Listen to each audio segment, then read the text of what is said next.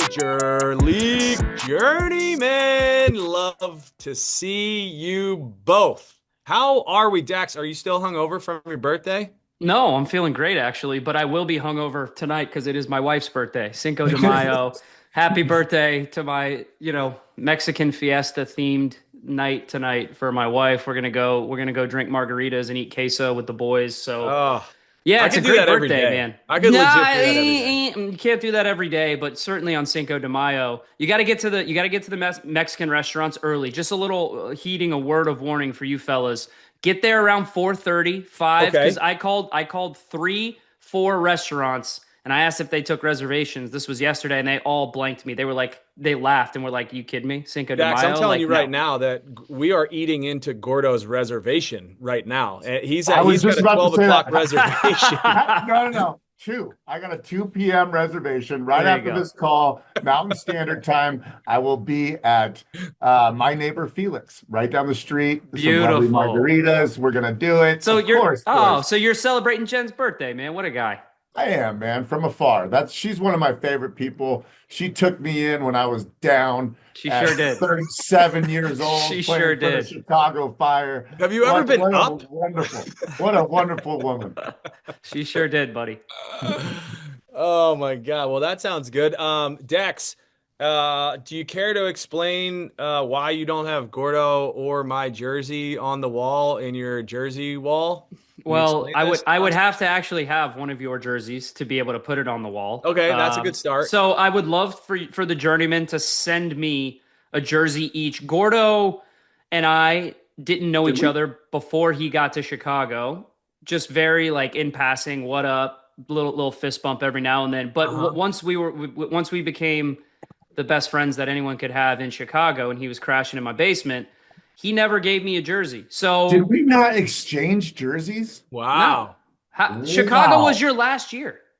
That's bad. That's Honestly, I Is don't bad think it? on I my have a part. Gordo Gordo, jersey. I don't have a Gordo, we Gordo jersey didn't either. Gordo, we didn't really know each other. Like we were Yeah, cool. but we were really close that last year. We sure were, and you didn't leave me a jersey. So what do you want from me? I didn't think of it. I know I usually do, but Gordo, Listen, did you play for any clubs that I didn't play for? yes. Oh, Which wait. one? No. No. No. I think we played for the exact same teams. I was no going to say way. Chivas. I was going to say Unbelievable. Toronto. Do Dude, you we all wait, hold played for on. the Do you have same. any Guards, you do you played have for any Chivas? for like a cup of coffee? Yeah. No way. I did not know that. We played So for the exact same teams. I've never thought about that. That is that's wild. strange. That is wild. And we were teammates for three of those rosters. Yep. Three of those Galaxy, rosters. San Jose, and Toronto. That's crazy. How about That is that? crazy. No, Yeah. let's do this. Let's get you guys. Let's send me a couple jerseys, and we'll find a place with Birthday Girl, who is the boss of the household, and we're Mhm. gonna try to find a place for the journeyman. Maybe we'll put 3 jerseys up together of the journeyman, right? Because that wall that you saw, that's tough for the journeyman to make it up on that wall, right? Wow. You got World Cup Ooh. winners, you got Champions League winners, you got. I think if you're up on that wall, you need 100 caps for the U.S. men's national team. How about just That's like tough. how about having a personality? Does that count? Sure. Wait, So where would you you want to guys go, have Gargs? Because you don't have one. so put him in the dog room. I was Like gonna the say I'll put him in the put him mud in the room. laundry room. So Chris Pontius is outside. He's outside the house, right above the trash cans. All That's right, very hot that's for that's Pontius. where I got Hey, wait, Pontius. do you guys have endless supplies of jerseys? I've been out for years. I've got I a have bunch. no jerseys left. I got a bunch of jerseys left. I'm saving them. I have a Just handful. special.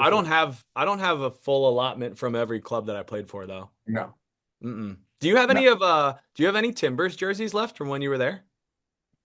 Dude, we wore this one. I think we got one jersey when I was there. I mean, for the whole season. I don't know who has it, who got it. It was one. I And you know. had to wash it in between your That's great, Thursday dude. night game and your Saturday morning game. So you're Dude, like Gordo's like Charles Barkley. You're showering in the jersey, yes, when Charles went on that rant. He's like, dude, we used to shower in our jerseys. those were Dude, USL that was days, actually dude. that was accurate. Yeah.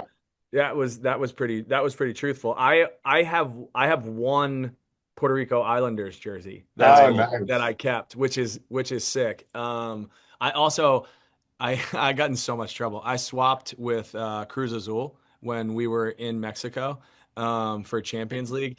First of all, I they were not happy to trade jerseys because we tied them, and they were pissed. But then my equipment manager was even more pissed off. I thought I Obviously. saw I saw a ton of fury. Did he threaten you? Did he threaten you and say you're paying for that? You're Oh paying to yeah, make yeah, yeah. yeah, yeah. Which I ended up paying for it because the Puerto Rico Islanders didn't pay me like my last 3 months that I was there. They just stopped sending paychecks, They and they made knew they I was make gonna, sure you they knew pay Your I was for boy, gonna that leave our the jersey. boy, island our, and our not our come boy back. Colin Clark Oh, couldn't pull any strings. Hey, Colin. Oh, let me tell you one really embarrassing jersey trading story. And this Love is it. this is this is painful, and it keeps me up at night to this day.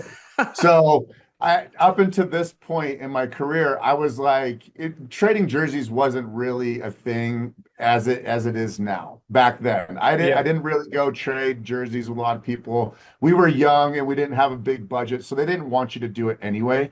But we Mhm. played AC Milan. I scored a goal. And so I really wanted to trade a jersey with somebody.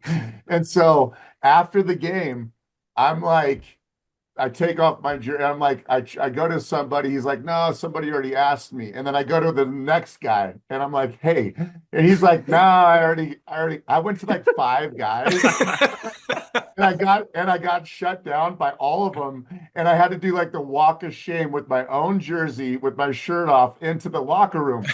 So like a month later, a fan came up to me and he's like, "Hey, I saw you after the game. Oh Try, no. try to exchange your jersey. Here's an AC Milan jersey for you." And he had it signed by the whole team, and I was like, "Thanks, man." Oh, buddy, that's I Oh, tough. like he gave it to you? he gave it to me, Wow. and I Was gave him a hey, jersey. was this fan AJ De La Garza? AJ De La Garza was actually the one that traded all of his jerseys with all five of those Oh my players God, that Yeah, this he I guy. that did. I went up to. This guy, he was That was notorious. painfully Notorious. embarrassing. Oh, buddy, that's all good. The sad thing is you probably didn't know a single AC Milan player that you were going to try to trade with. No, Uh-uh. no. Nope. Ronaldinho, I knew who that was. Yeah. Ronaldinho. Dude, I gotta tell you from my jersey trading files, um, we played a similar friendly Gordo, but in when I was with FC Dallas against Inter Milan. And I one of my like prized jerseys that I have is Cambiasso. And It's a good I don't one. know if you remember him, but talk I about like do. one of the most underrated players of all time. Silky left foot, center midfielder. That game was a fun game to play, and it was one of my first like big like international friendlies I had played in, and I think it was in '07, so I hadn't played a lot in '06, my rookie year, and I was like, dude, I'm gotta get a jersey, dude. Cambiasso was right there. He was super friendly and nice about it. That was great. That was a good memory. That one's on the wall. So Gargs, if you send me yours, maybe I'll replace his Yeah. with yours. But I think it's got to be the Islanders jersey. that's probably a fair swap. The Islanders jersey is bright orange. It is. But I need it. Yeah, it's an ugly one. But it's a classic. USL days. Those were fun. That man. I still get upset with myself that I couldn't pull myself to do it. I couldn't bring myself to go You weren't. ask You weren't. somebody You weren't. else. You weren't. What about like your boys though? Because I think we can all agree. Like I have so many jerseys of buddies of mine. I have count them 5 Breck Shea jerseys. All right. Yeah. Very, very happy about that. Don't know why. We traded every time we played against each other. And funny enough, he was always on a different team, not me. Okay. Uh-huh. Yeah. So Yeah. it was Brett. Like I've got a couple Pontius jerseys. I've got so many jerseys with like buddies, but then there were other ones where it was like, hey, like I played in a few national team camps with Landon. So like after a Galaxy game, we said good game, and it was like, hey man, love to have your jersey. Let's trade. Like I was always Yeah. super interested and like pretty liberal about asking guys like if we were cool and I knew you, like let's swap. Like that was something I always wanted to look back on. like Hmm. later on in my life when I'm 75 years old and be like, dude, Hmm. this is a cool memento from my time frame. And some people some guys are like you, Gargs. Maybe in the time you were, maybe it was an ego. Maybe you were like, Yeah. I'm not asking. Yeah. That was something I was very intentional about, and I'm No, glad it's I did it's it. it's my one regret. It is my Yeah. one legit my one regret of I wish I just asked guys for their jerseys. There are very few. I have some that I would take a jersey from my own teammates, like at the end of the year, like Sure. when everyone, when everyone's packing up their jerseys, I'd be like, hey, let me get one. I'll swap them with you. Um, but I very rare. I mean, I want to say I think I have two Wow. from jersey Dang. swaps. Yeah. That is those two guys must feel very proud.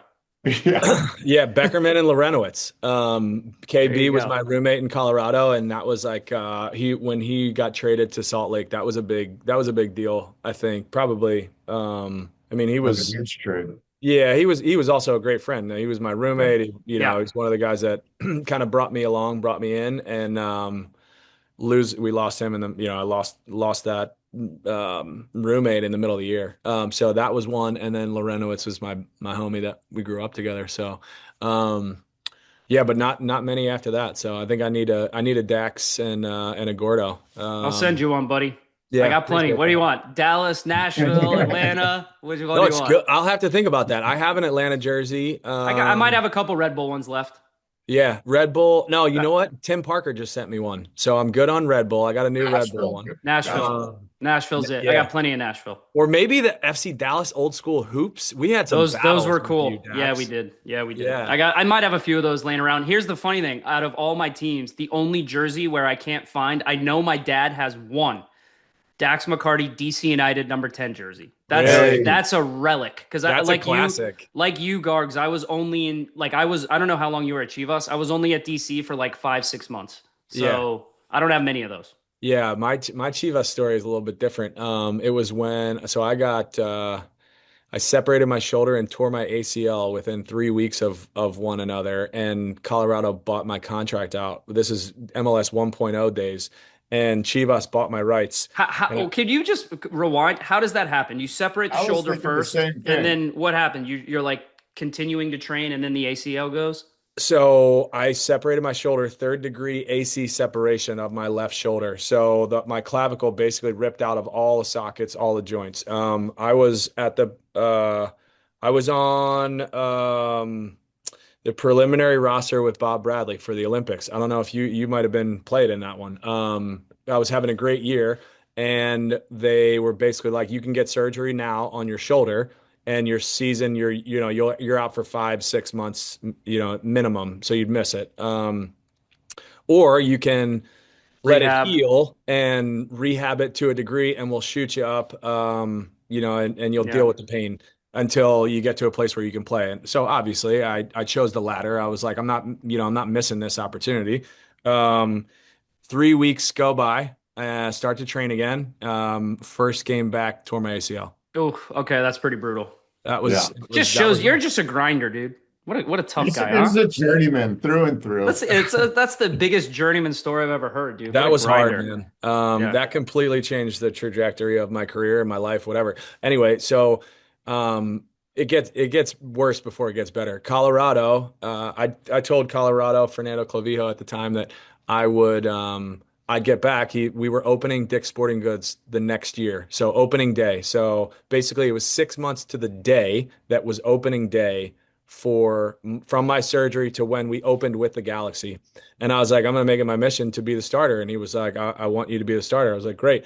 I broke my back, broke every minute of every day to get to that place. I was on the field against Arsenal in preseason, running with Theo Walcott, 4.5 months out from an ACL surgery. It was Yeah, that's insane. the dumbest thing. Like looking back on it, I'm like, how anybody allowed me to do that is asinine. I was gonna Um, say, it can't be, that Dude, cannot be so stupid. protocol. And of course, like I wasn't myself. Doctors are like, well, yeah, you're fixed, and this is how, as you progress, you'll feel better, but this is what it is. And Yeah. so in my head, I'm like, all right, well, if this is it, I guess I need to go perform.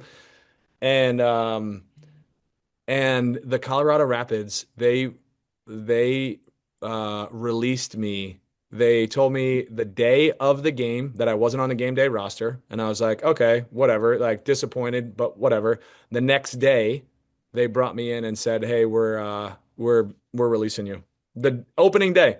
Jeez, dude. Yeah, It that's was her. brutal. Chivas bought my rights, and I this was at the time when so they released me. They decided they want to pay me, but they also could get Chivas to buy my rights from them. It They was had crazy, to, right? dude. It Yeah, Yeah. was it's crazy. the Wild West, man. The Hey, Seriously. we Wild don't West. want So, them, but you got to pay for but you got to pay for them, right? them. Um, so I go out to LA and I go out to Chivas and I'm still making no money. And I had Preki was the head coach and Yeah. it was the first year after Bob. So they had a really good team. It was a really good locker room. There was Sasha, Yeah. DK, Jimmy Curtin. Like there was a lot of really good guys out there.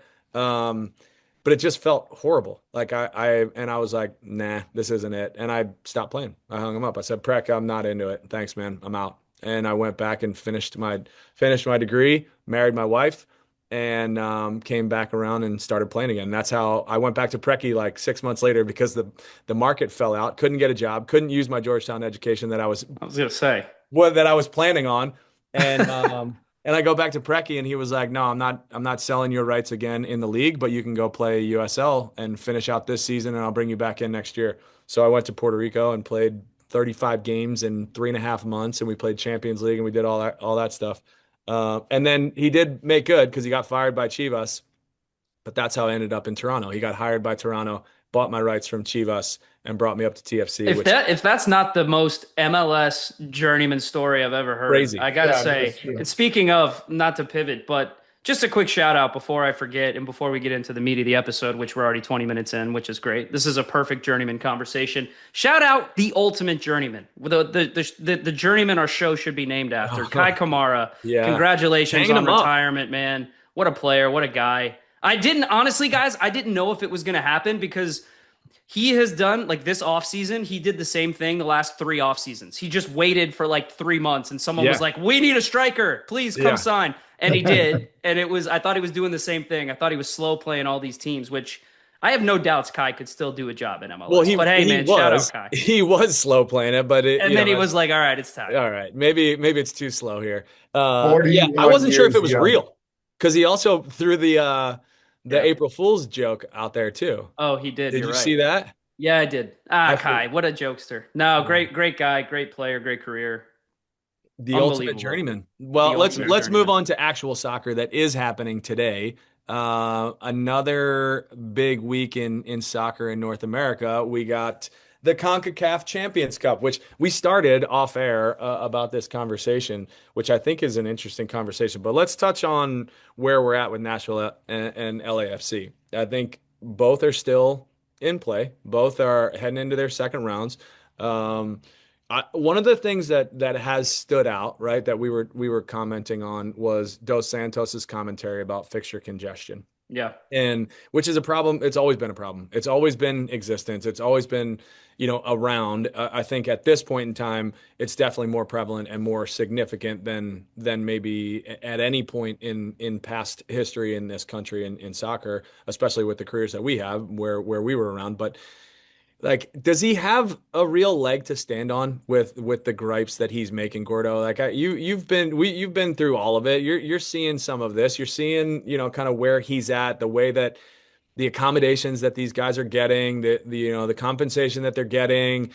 Are are are we trending in a space where players and coaches are turning their nose up at competitions and rightfully so? Yeah, I think this is the wrong competition to turn your nose up at it, though. I think if it's Leagues Cup or something, even the U.S. Open, which Dax loves, and we all have a special place in our heart. Maybe there's a gripe there, but this is champion. This is the Champions League, okay, of our region, and to be in a semifinal, I think you should be thankful rather than be, these comments are hilarious that he's saying. He's talking about PlayStation PlayStation. players, Yeah. and No. like, my PlayStation players can run all the time, but this is not anything new for leagues around the world. Yeah. like this has to happen, Yeah. and then and you have to fit these games in somewhere, especially. I mean, look at all the top clubs in the world. They have schedule congestion. They play more games than the MLS does. So as far as as far as these comments, it seems a little whiny to me. I think you should be excited to be in a position to go to the final in our most important, arguably our most important fixture of the season. And so, he's telling Mikey Veras, he's saying, Mikey Veras, if you're listening, yeah, we're gonna play all of our subs. You're welcome. Yeah, seriously. Because we're gonna save some legs. But that's what you have to do. And that's why, and we've gotten so far from where we used to be, where we had maybe 12 guys that were quality players on a roster, and then you had, Yeah. supplemental, 8 supplemental players that are making 12.5 a year.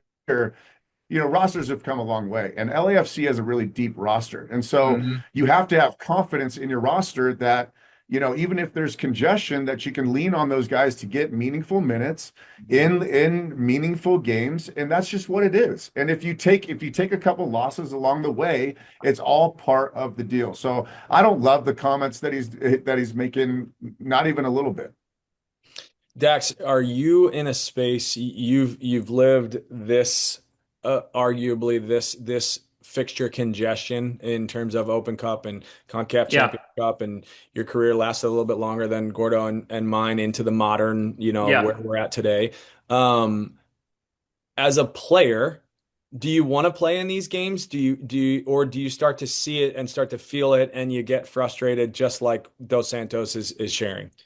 Well, first of all, Gordowski, I thought, said that very succinctly and poignantly. I cannot find anything to disagree with him about, which I'm very upset about. I love disagreeing with him, but it does come off as whiny. But as a player, you want to play in every game. Like I remember Gary Smith.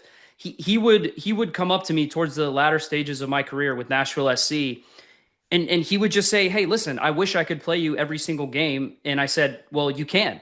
Like, I want to play Mhm. every game as long as I'm Yeah. fit, as long as I'm healthy." And he said, "I love that. That's why, you're my captain, but I also have to protect you against yourself." And this is in my opinion, other than the X's and O's, the tactics, and obviously the man management, this is the most important job as a coach, is to make sure that you protect your players against themselves. And so a lot of this rant from Dos Santos, I think, is a little bit protecting his players, because maybe they looked a little bit tired and maybe they didn't look their sharpest, and maybe they haven't been as sharp as they were at the beginning of the season, and he's going to try to protect them. So I appreciate that. Mhm. But do you know what? Do you know why I don't really have any time for it? Because I haven't heard a peep from BJ Callahan about fixture congestion. Yeah. All BJ Callahan has done is lead his group to historic results in CONCACAF Champions Cup, first team to win down at Azteca, and he's rotated his team almost fully every single time in MLS play, and he has still gotten results. Not all wins, but plenty of draws and plenty of wins to go on top of that. I think it's Yeah. probably 3 or 4 games that he's fully rotated his squad. So I agree with Gordo. LAFC has plenty of depth. LAFC has plenty of quality. And if I'm John Thorrington sitting there watching this rant, I'm saying, on one hand, all right, my coach, I hope he's just protecting his players. On the other hand, I'm saying, hey, man, I've just delivered you one of the best rosters in North America. Okay? Mhm. Figure it out. The And guess history of the what? league. Exactly. And guess what?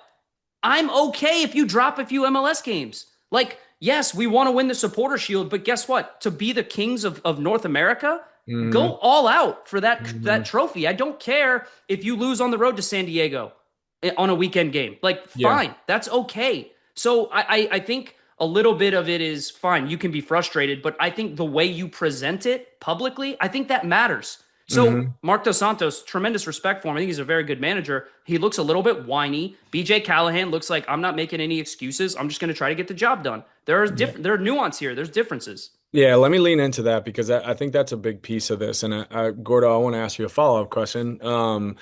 We've touched on this a couple times in the way that narrative and that message is displayed from a head coach. I believe that filters down into the mental state and the mental approach of the players. What's You put yourself in Mark Dos Santos's shoes. Why is he just a whiner? Is that just his who he is? Or is he trying to give his team an out? But I don't like this heading into any game where you're complaining about being tired. Well, I think that's a good question, Gargs, because we talked last week about Holland's Head sitting in front of the press, and he was talking about being tired. And Hmm. so it does resonate within the club. And exactly my thoughts is if I'm a coach and I'm the leader, I'm not going to give them any doubt to put in their mind why their legs are tired. I'm going to say, these positions, they say pressure is a privilege. These positions are privileges. You don't think that Arsenal is challenging for and Man City, and you can go on and on and The on. Prem and the These Champions clubs League. every single year are fighting for, and during in their schedule, it's even more pressing because they're fighting for a league title at the end of the season, and they're also Hmm. trying to win Champions League, which becomes super competitive, and you want to have your best players out there. So Hmm. man management this is your job. It's not to whine about the schedule. It's about how to get into that war room and figure out how to do it and how to exude confidence into your players that are going to go out there, and you're saying, listen, this is what we're going to do. I don't care what the schedule congestion is. My message, if I was the leader, would be all confidence and all positive moving into these fixtures. I wouldn't want to be going in with this printed on the daily news. It seems I've taken issue previously, and we've talked about this a little bit on previous episodes when coaches come out and they're like, we have so many injuries. I don't know how we're expected to get results. That drives me nuts. And Yeah. I probably have some personal PTSD because I've been in that situation when you're not the guaranteed starter or you're not the quote unquote best player.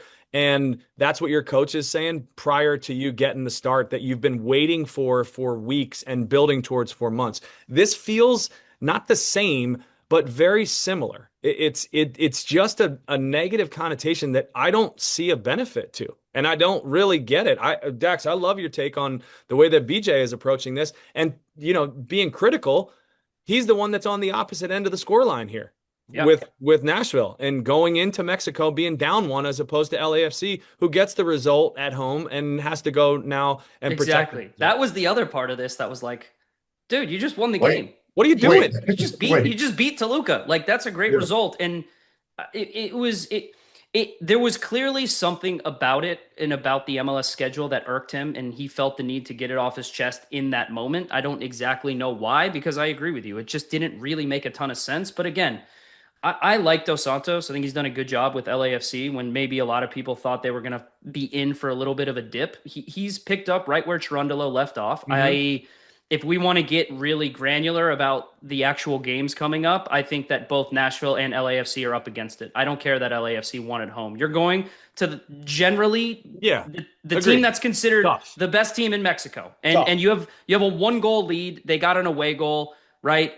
I'm kind of like, okay, if I had to put my money on one team going to the final, I'm probably going LAFC just because Nashville has hurt themselves in this competition by not being able to score at Yeah, home. It's yeah. mind-blowing. They've had 3 first legs at home and they haven't scored in any of them, and yet Hmm. they overturned it against Miami where they got the away goal. They went down 1-0 against Club America at Azteca, which is incredible. Now, asking them to go and overturn that first leg result where you Yeah. go and you have to pretty much either win outright or score a million away goals.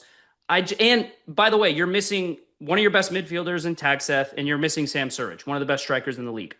I think I would be completely delusional as an analyst or a fan of this team if I was to say, yeah, I think Nashville's going to go down and do the job. Gonna be a tough. It's It's going to tough be ask. tough. It's going to be a Yep. tough ask. And so I hope they do it because I would love to see an all MLS final. I think both LAFC and Nashville are brilliant in different ways.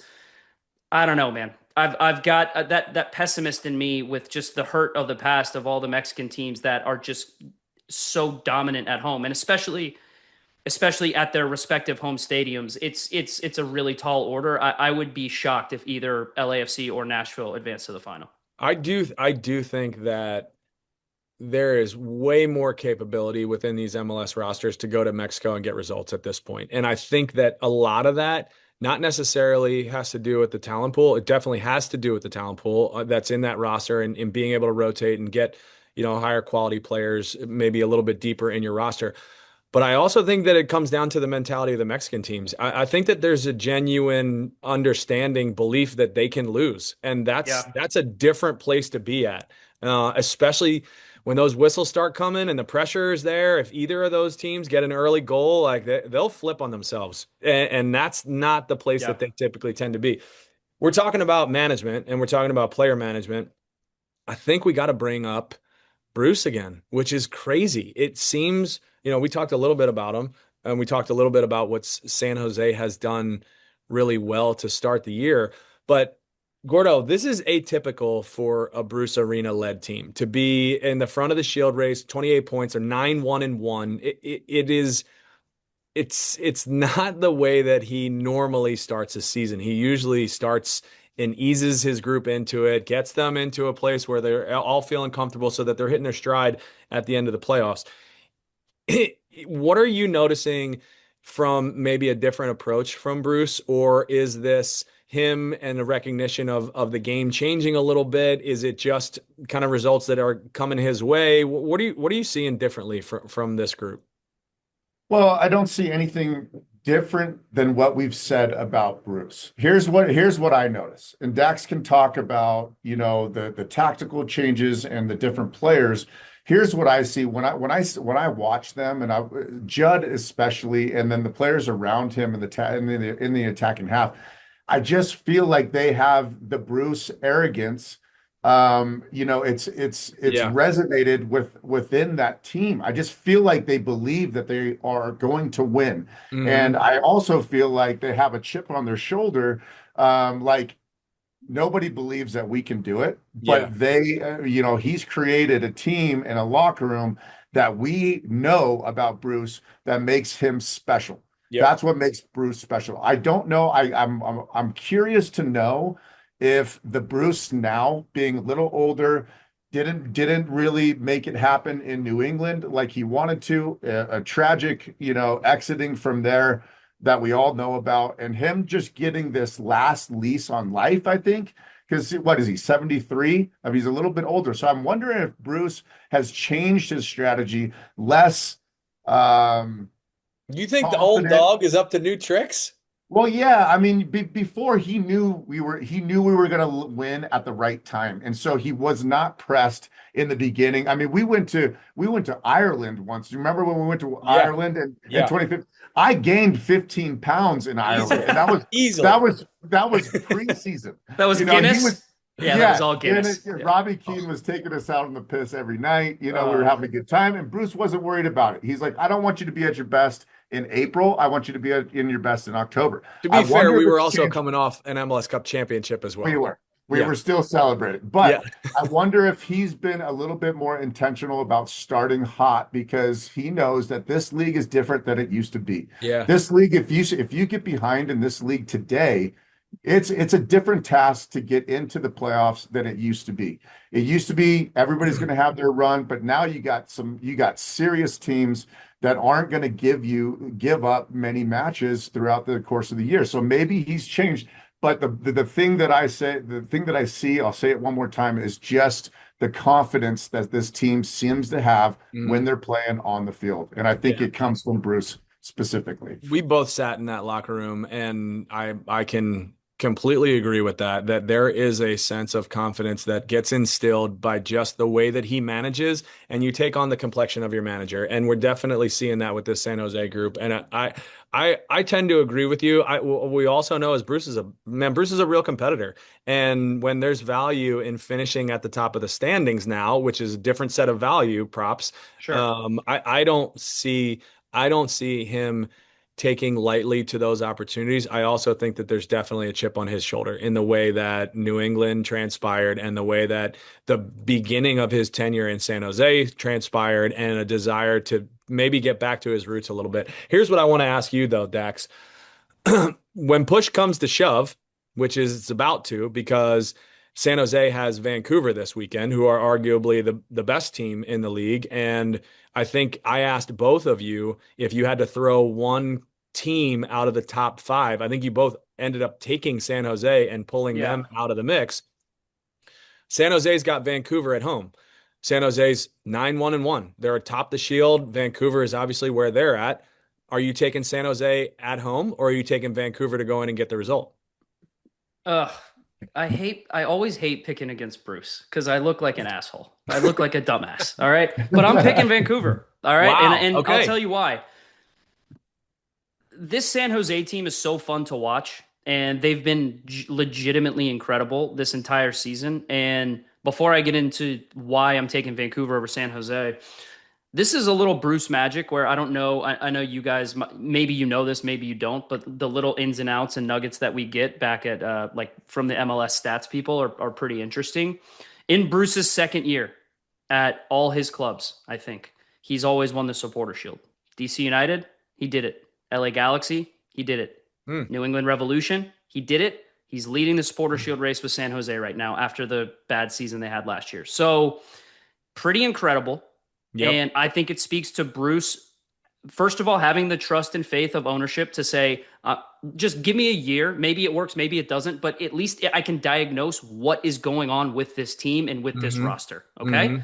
So he does that. And then what he does is he says, all right, I need to trim the fat here. I need to add a special player here. And then guess what I can do? I can also take some young players and I can make them significantly better so we don't have to add maybe where other teams would go and add. Okay.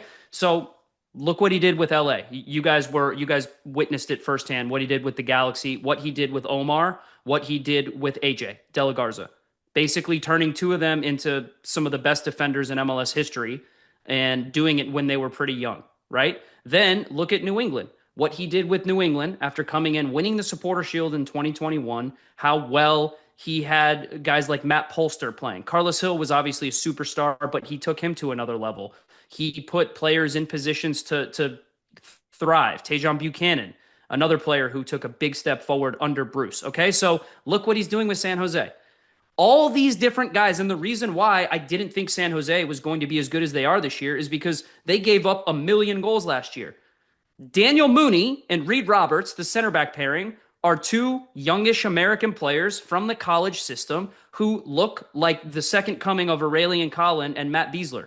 Like genuinely the best center back pairing in Major League Soccer this year. Bo LaRue looks like Juninho, prime Juninho at the LA Galaxy, who just was an all-action midfielder who worked box to box and just made it tick, right? Bo LaRue looks like he's taken a massive step forward. Then you have the number 10, Nico Shakiris, and this for me is the biggest one. He barely played last year for the San Jose Earthquakes. You had Joseph Martinez, Christian Espinoza, and you had Chicho Arango. You had three alpha attackers. And yet Bruce knew what he had. I think Shakiris was maybe 18 or 19 years old last year. And Bruce said, hey, I'm letting go of about 150 combined goals in Major League Soccer because I know what I have in this kid. I know what I have in Preston Judd. I know what I have in Shakiris. Shakiris has been a top 3, number 10 in MLS this year. Okay? So we can't see all this stuff, but Bruce can. And he knows exactly how far he can take young players to make them better than maybe what anyone else can see. So that is, for me, Bruce's secret sauce. And why I don't think they're going to beat Vancouver this weekend is because I think their depth. After all that, you're taking Vancouver. I think their depth, they are not as deep as the top teams in MLS. So they had their worst performance of the season, in my opinion, against Toronto FC. They drew the game 1-1. I know they were on the road, but they were missing Timo Werner. So they looked a little bit toothless in the attack because Werner's been excellent. And Shakiris went off the field with what looked like a non-contact muscular injury. So there's not really a like-for-like replacement for either of those guys on the roster. And you take away, they are injured at this point. I don't know. It's still early in the week. I would assume that both of them will be out. Shakiris, if it was precautionary, if both of those guys were healthy, I would have a different tune. I would probably take San Jose. But my whole thing about San Jose is the depth. Okay, I don't think they're deeper than LAFC. I don't think they're deeper than Vancouver. I don't think they're even deeper than like a Nashville. So that's where, for me, you start to cherry pick one or two really important injuries. I just think that they lose a big piece of what makes them so good. Hmm. Well, here's the thing is I'll just add this is, it's no slight on San Jose. At this point in time in the season, Vancouver's still better than San Jose, even though they're at the top of the table because they have a game in hand.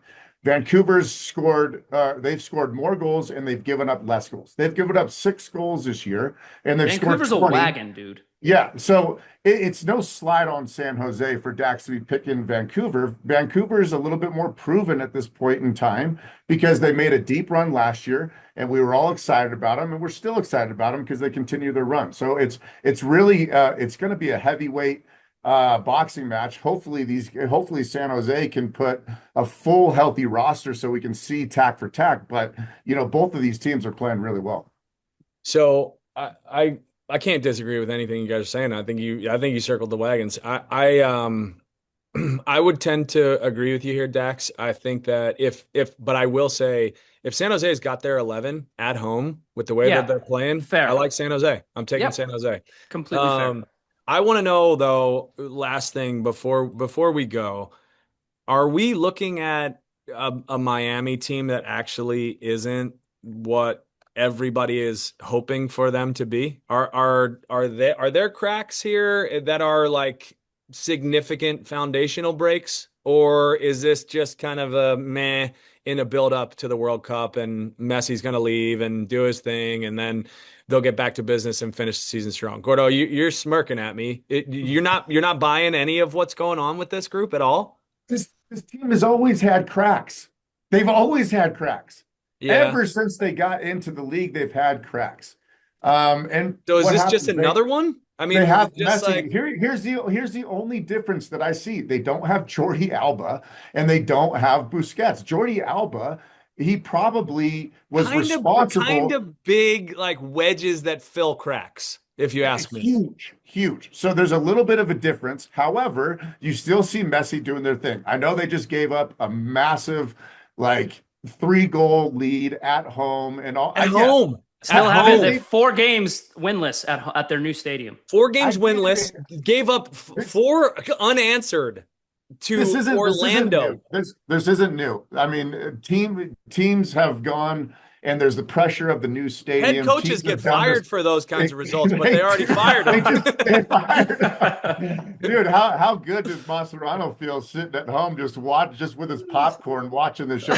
I don't think they've ever been a super complete team. The Yeah. best that they've ever been is last In the year's playoffs run last at year. Rust Cup because Mascherano figured it out, and these guys played so dirty in the playoffs, fouling, making sure that they weren't exposed in the back line. That's the difference. When they want to get dirty and argue for every call and slow the game down so Messi can have his moments, that's when they're the best. But they've Dude, they were always they had were teaching cracks. 400 level college courses in the playoffs Oh yeah. with They those were defensive. they were so good. They were Man, they were so so good. good. And now they're just vanilla with Messi. I think Gordo's pretty spot on with Busquets and Alba, and I've got to give a shout out to my colleague on MLS Countdown and 360, Kaylin Kyle, because she continues to harp on this whenever we talk about Miami. Their midfield is not even close to what it used to be, and Busquets is obviously a huge piece to that. But Rodrigo De Paul has been a very mixed bag since getting to Major League Soccer. He Mm-hmm. stepped it up in the playoffs last year, but when he first got there, he wasn't very good. Mm-hmm. He's had a couple of moments this year where you're like, all right, Rodrigo De Mm-hmm. Paul, he bangs one in the top corner against Salt Lake. He bangs one in the Yep. top corner against DC United. You're like, okay, this guy, you can tell why he played at the highest level for so long. He's a World Cup champion, right? Like, Yep. I get it. He is not Sergio Busquets. And the Mm-mm. point that Kaylin makes, which is, I think, so poignant that I want to make sure she gets some credit and love for this. If Sergio Busquets is touching the ball 120 times a game, you're in business. He's playing forward. He's never losing the ball. He's finding Messi higher up the field. If Yep. Rodrigo De Paul is touching the ball 120 times a game for your team, I think you're in trouble. You're He in is trouble. not the same player. He's not going to find Messi in the same spaces. And then to add on to Kalen's point, I said some things I've noticed about Miami. Messi drops deeper and deeper. There were numerous times against Orlando. There were numerous times against I forgot who they played right before, New England, where Messi was literally getting the ball off the center backs and he was like getting pressed and he had to play it back to the center back. He got it back and then he's finally trying to get them into their attacks. He's too far from goal. And so I look at their midfield conundrum and I just think this is such a big piece of the spine of their team where they are not strong enough to sustain these good results. They could paper over the cracks with Jordi Alba and Busquets. They cannot do it this year. Messi looks frustrated. He's playing well. He's scoring goals for fun. They don't really have another goal scorer. Suarez is more of a super sub at this point, even though he started the last couple games. Bertarame, the other striker designated player, does not really look super comfortable in what Miami's trying to do. I think that this team is unbalanced. And I think this team is slightly undisciplined because they still don't have a backline that can put out fires for you if need be. If you're winning 3-0 at home with Lionel Messi on your team and you concede 4 consecutive goals, something is broken. Something in this team is fundamentally broken. And I just think, okay, they're in 3rd place or 4th place or whatever. They're still going to be in the top 4 in the East because of sheer talent and because of Messi brilliance. But are they going to be able to do what they did last year in the playoffs and turn it on? At this point, it does not look like it. I want a quick answer out of both of you. Can and will they fix it this season? What does that mean? What's It means exactly. What's the bar? Is the bar an MLS Cup? The bar for Messi Miami has to be MLS Cup. Yeah. I don't see it right now. I don't see it. No. It's just too disjointed and it's too loose at the back. Yeah, they're in a difficult moment. Let's also not forget they don't really have a head coach. Their head coach they don't have right a head now coach, and is Messi's football father Hoyos, who's tried to. They got a couple good results against Colorado and against Salt Lake. But Gordo, you saw that Colorado game. Colorado probably should have won the game.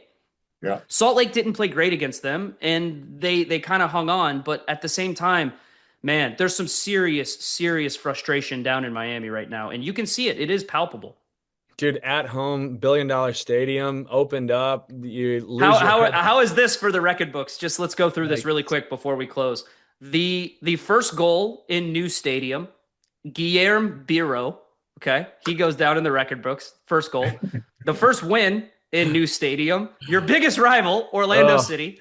Then the first hat trick in new stadium is Martino Heda, a different Argentine than the Argentine you expected to get the first hat trick. So let's all say this by saying, take nothing away from Orlando City, a team that, let's be honest, guys, has been shambolic this year, which I think also is the reason why this is more, I think, pronounced. If Miami lost to Vancouver or LAFC in the way they did, you'd be like, all right, they lost to an Orlando team that has given up 1 million goals already this year and isn't very good. 1 million goals, and an Orlando team that we're concerned about Griezmann coming into because of how dysfunctional they are. Correct. And here they are. They go in and beat Miami in Miami. Exactly. It's like, God, hey, throw analysis out the window. What is the record for goals against in a season? They're at 32 right now. Orlando, yes, they're gonna break. They're gonna shatter it. It's probably in the 50, 60 range. Higher than that, dude. I think it's in the 70s. 70, 72? Yeah. Yeah. They might shatter that, honestly. They're already there, dude. Oh, boy. Tough. All right, gentlemen. Well, that was pretty fun. I enjoyed it. Great to see you, as always. San Jose, Vancouver, matchup of the weekend. We'll see you out there, Journeymen. Thanks for tuning in. Adios.